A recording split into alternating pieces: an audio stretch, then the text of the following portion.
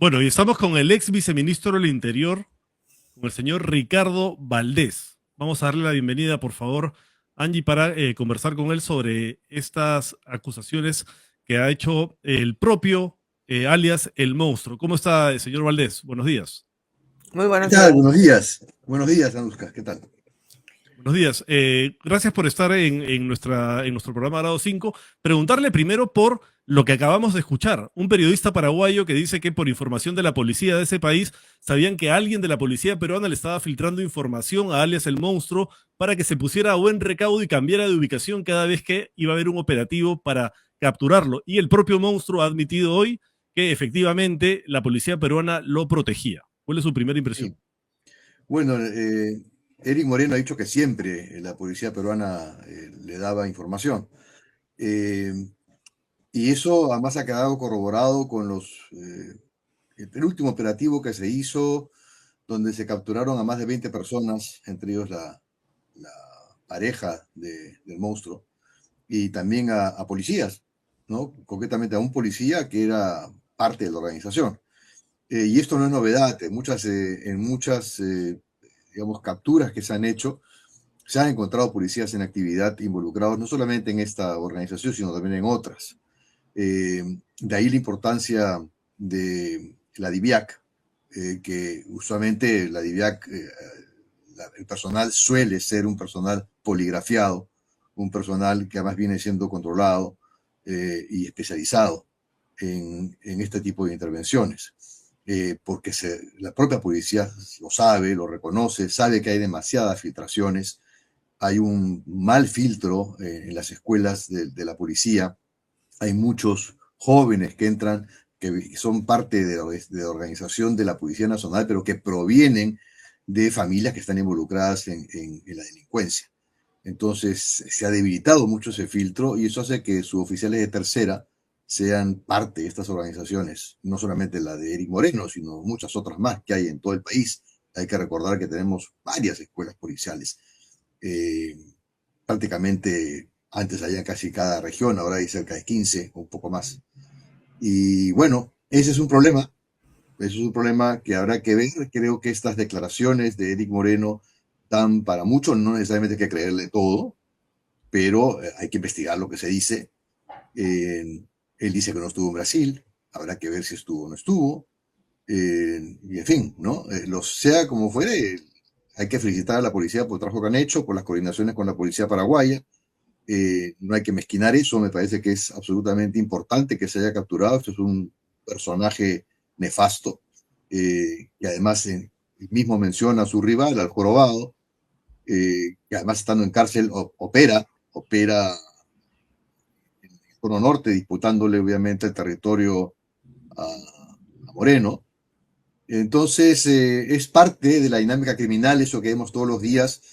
Esto da un respiro, creo yo, al ministro del Interior, para variar Santibáñez queriéndose ganar indulgencias con escapulario ajeno, olvidándose de que ya no es ministro del Interior y que más bien él no pudo con dar ni con el monstruo, ni con Cerrón, ni con muchos otros más, y que se olvida que fue censurado por el Congreso de la República por ineficiente.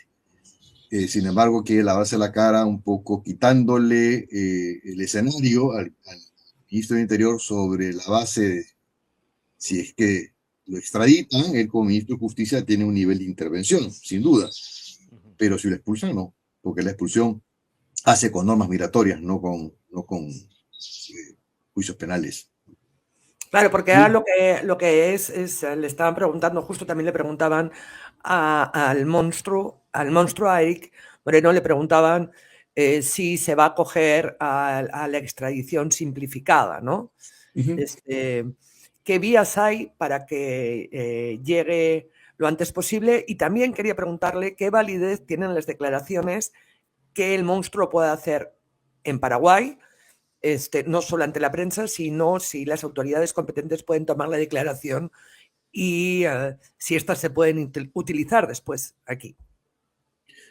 Sí, las declaraciones que dé Eric Moreno se pueden usar, obviamente van a ser parte del expediente que está obviamente construyendo la policía paraguaya. Esto es consecuencia de coordinaciones con la DIVIAC, con la policía especializada, son coordinaciones, según ha declarado la policía, a nivel de los comandantes generales de ambas instituciones. Ya existía un proceso previo donde se había ubicado, que se encontraba así claramente en Paraguay. Había declaraciones de la pareja también en ese sentido.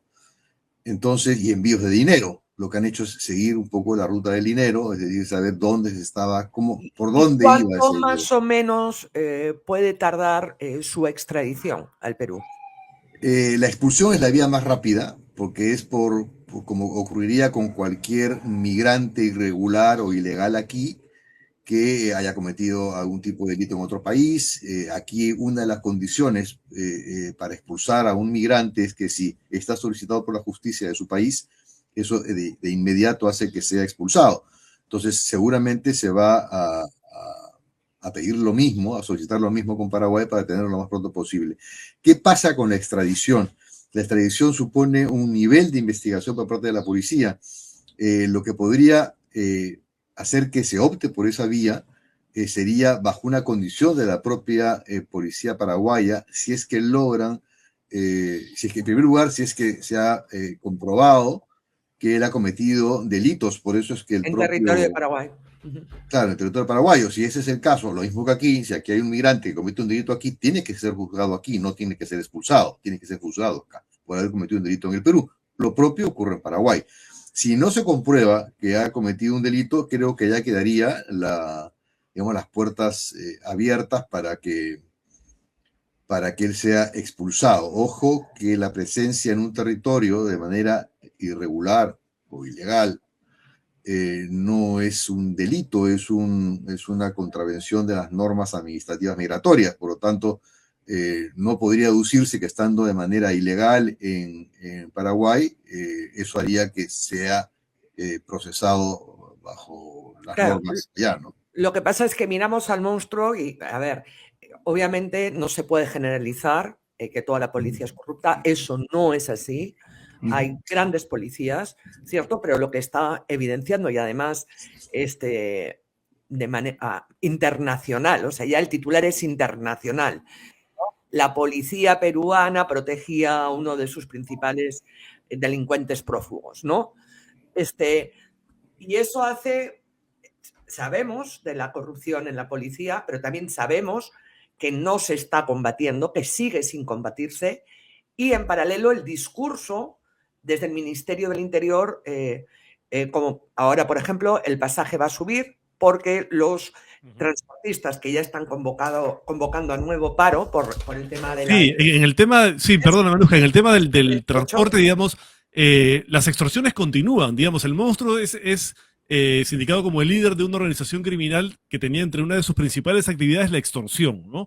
Pero las extorsiones en el cono norte son el pan de cada día y siguen baleando choferes de transporte público todos los días. Anoche han baleado a 2. Por ejemplo, hay una empresa, la empresa Santa Catalina, que ha parado actividades ayer, ha bloqueado avenidas para llamar la atención sobre el problema que están enfrentando. Hoy tampoco han salido a trabajar. Dicen que les cobran 40 soles por unidad al día y eso hace insostenible el negocio, que van a tener que aumentar los pasajes.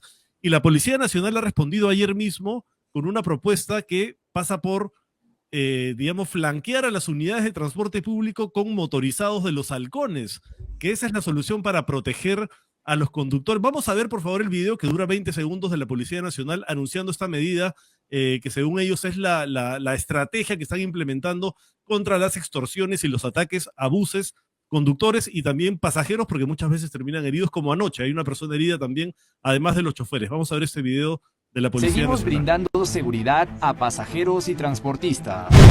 Como parte del Plan Perú Seguro, la Policía Nacional del Perú viene reforzando los operativos en los principales paraderos de Lima Metropolitana para garantizar la seguridad, la tranquilidad y el libre tránsito de usuarios y trabajadores del rubro de transporte público.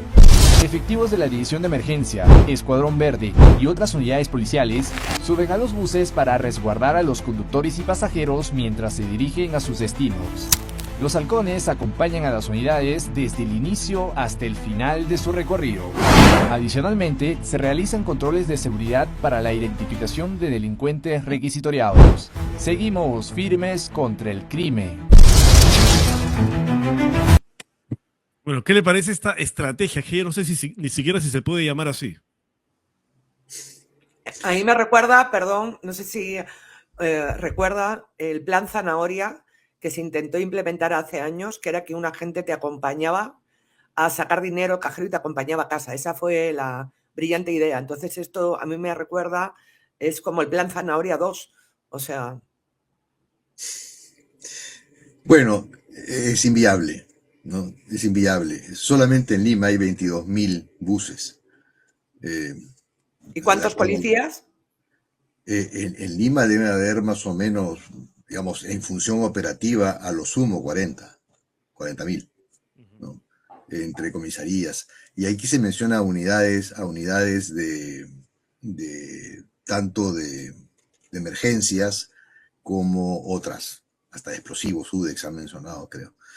Entonces, hay unidades especializadas. Entonces, a los sumo operativos, al día hay que recordar que muchos de ellos están 24/24, además. Entonces, vamos, y esto es lo que no solamente, la extorsión solamente no se produce en Lima, se produce también en Trujillo, ¿no? Que también es el segundo lugar, también en Piura, zonas como Sullana son muy peligrosas, en Arequipa también la extorsión está full.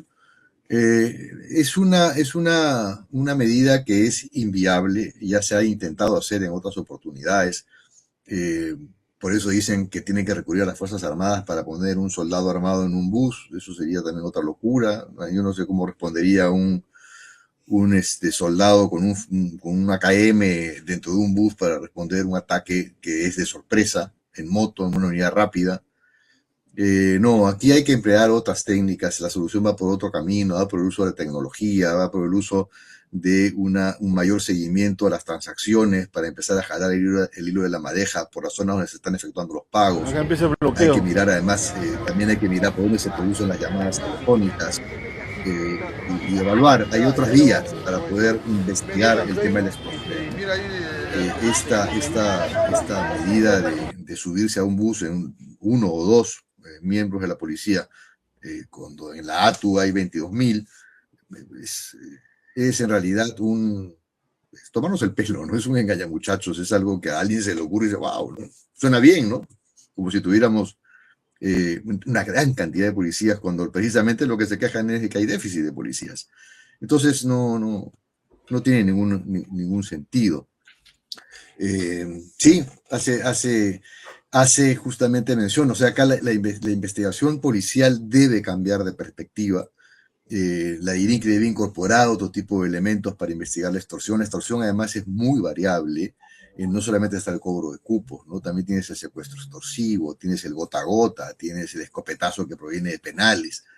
Entonces, hay diversos tipos de extorsión, ¿no? La extorsión a través de las redes sociales. En fin, en cualquier caso, siempre hay un involucrado, una línea telefónica y una cuenta bancaria. Entonces, por ahí hay que empezar.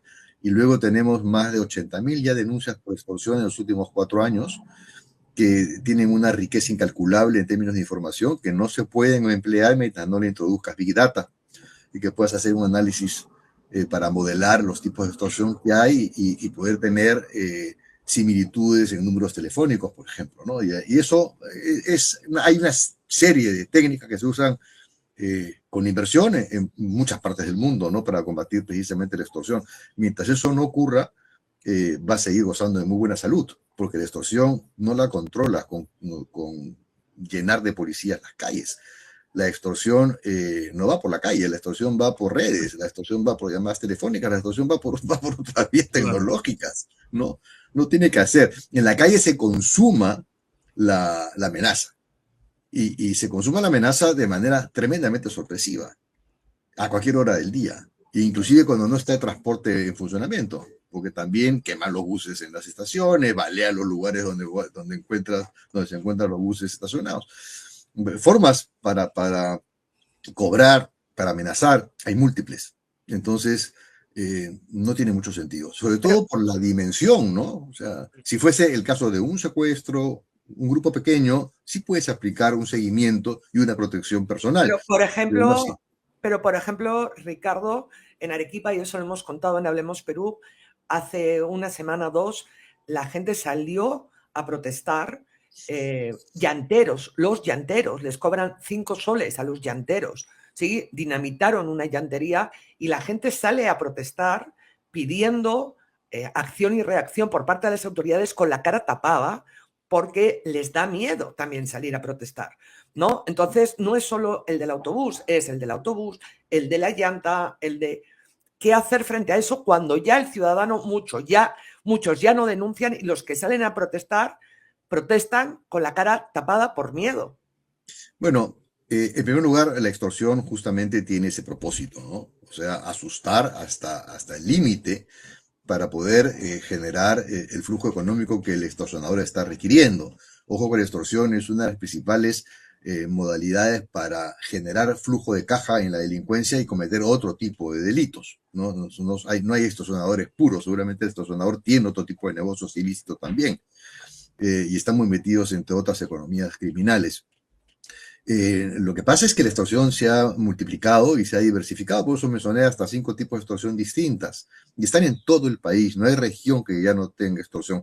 Algo que estuvo circunscrito en los 90 a construcción civil, luego a inicios del 2000, en el primer quinquenio del 2000, empieza a surgir otro tipo de extorsión, justamente con el cobro de cupos a unidades de transporte pequeñas, los mototaxis en la zona de Florencia de Mora, de La Esperanza, El Porvenir en Trujillo, y a los negocios de zapaterías, o sea, eso surge ahí y nunca se controló como debió haberse controlado, se fue expandiendo y con el avance de la tecnología esto se ha multiplicado, porque antes se recurría un poco a las balas, a las flores, qué sé yo, ¿no? Ahora es teléfono, básicamente teléfono, ¿no? Y tenemos además una informalidad en el teléfono e inclusive una ilegalidad en términos de chips que se venden libremente por la calle, que son los chips que además terminan en los penales, donde también se hacen las extorsiones. Entonces, es muy complejo el tema de la extorsión y está en todo el país. Entonces, la persona que denuncia, que se ha incrementado exponencialmente las denuncias, son la punta del iceberg en realidad, porque la gran base está en gente que no lo va a denunciar, porque el propósito de una extorsión es que no denuncie. Y ahora, hay extorsión pequeñísima, ¿no? Los 5 soles a los llanteros me hace recordar los 20 soles que paga una familia ahora en una familia del cono sur, vamos a hablar de ciertas zonas de Lima, donde tiene que pagar por el chalequeo en varios barrios de Lima Sur y también de Lima Hay extorsiones también a padres de familia para poder llevar a sus hijos al colegio. O sea, que les cobran para poder llevar al colegio. Hasta para pasar de un lado a otro por la carretera usando un puente peatonal, donde se paga una china para que pueda pasar sin problemas. Entonces, esto se ha desbordado, hay múltiples.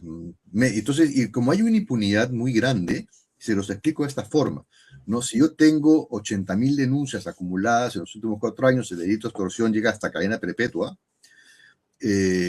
y básicamente es un promedio de 25 años de cárcel. Entonces, si yo tomo los últimos 4 años, solamente por tomar un punto de referencia, 20 o 21, y miro las estadísticas del INPE, miro que tengo entre 1.250 y 1.350 presos, porque hay una estabilidad, ¿no? A lo que capturaron en el 2017 van a seguir en presos hasta en este año, por la duración de la condena. Sin embargo, esa cifra no ha cambiado. O sea, hay más cifras, hay más presos por omisión familiar, que son 2.400, que presos por extorsión, que son menos de 1.400. Entonces, ahí tenemos un tema, porque significa que no está siendo efectiva la acción policial, fiscal y judicial, ¿no? Claro, los jueces van a decir es que yo recibo, tienen un rol un tanto más pasivo, pero porque el rol activo es Ministerio Público y Policía Nacional. Sin embargo, yo tengo 70.000 denuncias. Entonces uno dice, con este volumen de denuncias que sabemos que es la punta del iceberg, que solamente denuncian los que se atreven, ¿qué está pasando en la realidad? 80.000 denuncias en los últimos 5 años. 4 años. 4 años. Claro, o sea, si ya estamos bordeando las 19.000 en estos momentos. Ahora, una de las cosas que ha hecho precisamente la policía, de una manera absolutamente ilegal a mi juicio, porque por la Constitución tenemos derecho a la información, es que ha bloqueado el ingreso al sistema de denuncia policial. Sí, lo revelamos aquí en Epicentro. Las estadísticas son una información valiosísima, no solamente para el periodismo, sino también para quienes estudiamos estos fenómenos, para la academia, para otros funcionarios públicos, para los gobiernos regionales, locales, para poder evaluar cómo marcha el tema de las denuncias por cada uno de sus sectores. Entonces me parece un atropello que un general, el general González, de la División de Tecnología, obviamente no lo ha hecho sin el permiso de sus jefes, tiene que haberlo hecho así, pero los jefes están escondidos detrás del jefe de tecnología para prohibir el acceso a esta información. Entonces ahora ya no podemos saber cuánto van, pero la última vez que vimos esto, hace cuestión de 15 días atrás, ya estábamos en la 19.000 denuncias, solamente lo que va del año.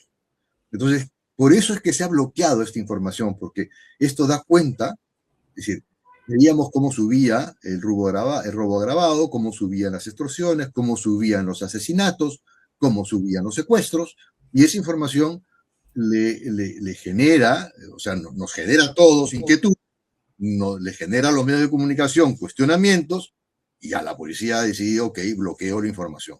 Creo que en realidad los medios de comunicación podrían plantear perfectamente un habeas data, o habrá que verlo. Lamentablemente no contamos con la Defensoría del Pueblo, que está absolutamente plegada al gobierno. Entonces, que sería el camino central para poder solicitar nuevamente el acceso a esa información, que por cierto, no, para nada, contraviene la investigación policial, que es la mentira que han puesto en los considerandos de esa resolución directoral, ¿no? Porque ahí lo que uno obtiene es un número, tiene valor estadístico, pero no tiene valor, eso no interrumpe la investigación criminal. En fin, sea como fuere, con esto uno puede evaluar con esa información, ahí la que le tenemos hasta hace un mes atrás, que estamos con un problema que hasta ahora el Ministerio del Interior no encuentra la forma de enfrentar.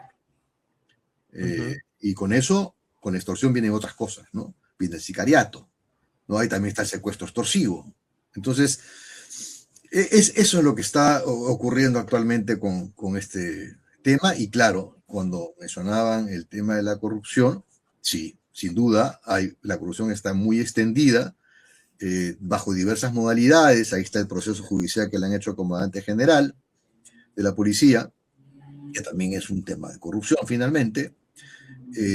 Hablando de eso, me gustaría rápidamente, porque estamos así un poco contra el tiempo, pero trasladarle una pregunta del chat que nos hacen, ¿no? Que es, la hace Eduardo. ¿Cómo es que en este caso, que había un grupo, para el caso del monstruo, ¿no? Un grupo especial destacado, ¿cómo es así que ese grupo también se ha filtrado la información de ese grupo? El monstruo, no solo el monstruo, sino el periodista paraguayo, dicen, él tenía información de la policía. Si era un grupo de élite creado para esto, especialmente para ¿esto qué significa? ¿Que también hay infiltrados en ese grupo de élite? Bueno, eso es lo que se va a tener que investigar, porque esa es la declaración desde Paraguay, en donde se menciona de que no último, porque el último sí tuvo éxito, sino digamos el penúltimo, antes de se frustró cuando ya estaba operativo el grupo especial, y sin duda la pregunta es absolutamente pertinente, yo también me la haría, y estaría en estos momentos diciendo, bueno, ¿qué pasó? Entonces investiguemos de dónde se produjo la filtración, si tú tienes que hacer más con la forma como se comunicó, qué medios se emplearon para comunicar o para hacerle seguimiento. Eso también obviamente es materia de investigación. Pero lo que quería decir es que usualmente los grupos especiales tienen todo un mecanismo para, digamos, disminuir los índices de corrupción. La corrupción está en todos lados, también hay que decirlo, no solamente la policía. La policía, yo diría que es la institución que más se limpia a sí misma, porque cada vez que hay intervenciones, la policía no deja de mostrar al policía corrupto o al policía que es parte de una organización criminal, lo muestra. Pero también hay otros que protegen. Y el tema está en que aquí, creo yo, que desde un momento en que un policía paga para entrar a una escuela policial, ya estamos ahí teniendo el germen del cáncer, ¿no? O sea, ahí es el inicio del cáncer. Claro, inician con un acto de corrupción. La primera molécula del cáncer es esa, ¿no? Porque es corrupción de quien está admitiendo a un alumno a una escuela oficial o suboficiales, y la del alumno que está pagando para entrar, porque eso le va a decir la familia, después lo recuperas, ¿no? Y entonces hay una visión un tanto mercantilista de esto, y como además hay una naturalización de la corrupción, porque la vemos en el Congreso de la República, porque la vemos en los partidos políticos, la vemos en una serie de estamentos del Estado, para mí es una de las tareas más importantes que deberían darse en el próximo gobierno, no solamente la lucha contra la inseguridad, sino todo aquello que le es transversal. Y la corrupción le es transversal a la inseguridad. Y la lucha contra la inseguridad no es solamente policial, es multisectorial. Ahí está el Plan Nacional de Seguridad Ciudadana 2030, claramente es multisectorial, ¿no? Incluye ministerios que a la gente dirá, ¿cómo así? Pero incluye ministerios de educación, de salud, de trabajo. O sea, hay una serie de ministerios que tienen que hacer con la seguridad, no solamente la policía. Muchísimas gracias, como siempre. Y bueno, pues nos volveremos a ver pronto porque este es un tema medular. Generalmente es lo que más le preocupa al ciudadano. La Sí, y seguridad ahora con las pública. elecciones va a estar muy difundido, sí. Va a haber ideas de todo tipo, incluidas de bombero torero. Muchísimas gracias. Y muy Bueno, muchas buenos días. gracias. Muchas gracias, señor No, con Valdés. gusto. Hasta luego, adiós. Gracias, un gusto. Adiós. No. Adiós.